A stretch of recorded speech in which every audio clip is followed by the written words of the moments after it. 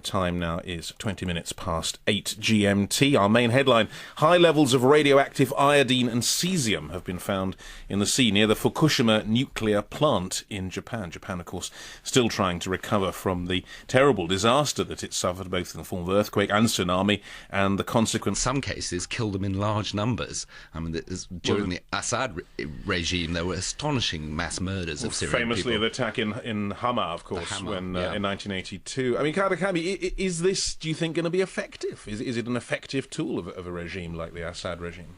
Well, it's very disappointing, first, let me say, because the younger Assad, Bashar, the son of Hafez al-Assad, there was a lot of hope of this new president being more open, more liberal than his father, and indeed he has been on many different, in various ways. Nevertheless, when it comes down to it, we can only assume that the regime is doing what is the classic response of all these autocratic regimes throughout the Arab world, is to hang on and to refuse to back off or to really take seriously the demands that people are making.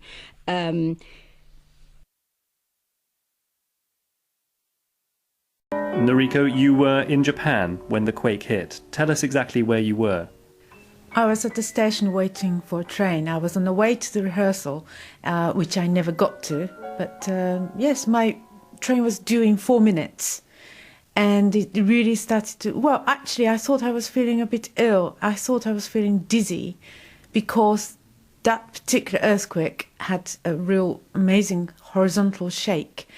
And then this shake got bigger and bigger and wider, and then people around me started to say, "What's this? What's this?" And it didn't stop for 1.5 minutes. This is significantly long for an earthquake. You are now back here in London. Was it hard for you to come back here to perform in this concert, or was the decision made for you in a sense already?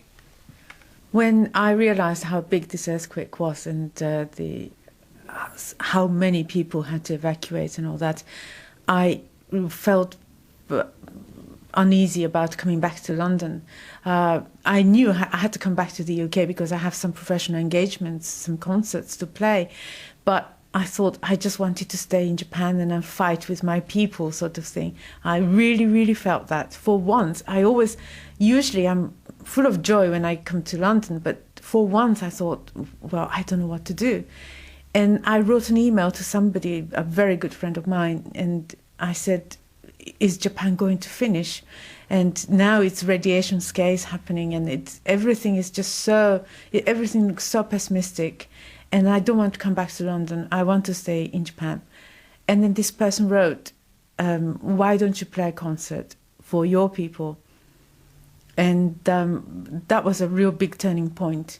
So tell me a little bit more about the pieces you're going to play. I really wanted to play pieces from Japan, of course. TAKEMITSU is the best-known contemporary music composer from Japan. As I said about people in Japan, even in this very smooth, elegant manner, some very emotional something is going on underneath, and I think the audience will be able to hear that.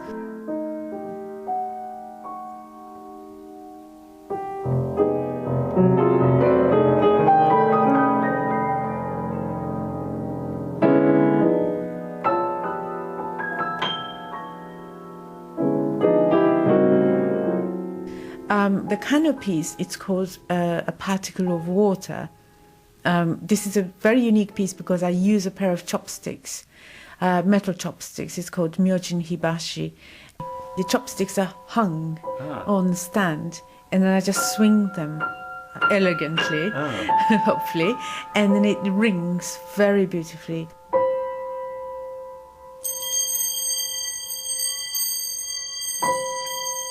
KANO wrote this piece after the most famous haiku, that the frog jumping into a pond. But it's very interesting that both composers, KANO and TAKEMITSU, used something watery texture in the title. And so water associates very, very much with Japanese culture, I think. Sadly, water was the one which destroyed so many houses this time. So very poignant. Yeah. Absolutely. What do you think will be the lasting impact of this natural disaster on Japan and on the Japanese psyche? People talk already of a cultural revolution. Is it too early to talk about a cultural revolution? I think it will end up giving us a sense of revolution in so many ways. In culture, I don't know where to start. Japan is a very populated country, and people have started to ignore each other so much that although we know that we are really like in a way big family, but we are trying to keep distance in sort of psychological way. But I think it's now coming together again, that we know that we have to help each other. So sense of community is coming back. And then also this kind of huge astonishment that this sort of thing could actually happen, that this kind of tsunami nobody predicted before. This is the biggest tsunami for us. I think in so many ways it's going to change, and it is already changing bit by bit.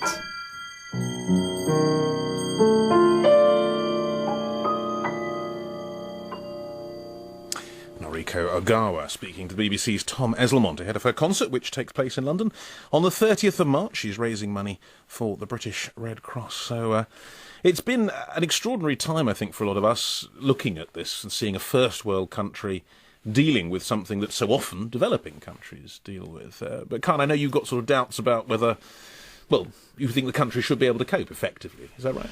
Well, I've got two sort of thoughts about it. One's incredibly moved by the sense of international solidarity with these events. I mean, now these things seem to be happening to all of us, even though they're far away, because we see them, they're so immediate.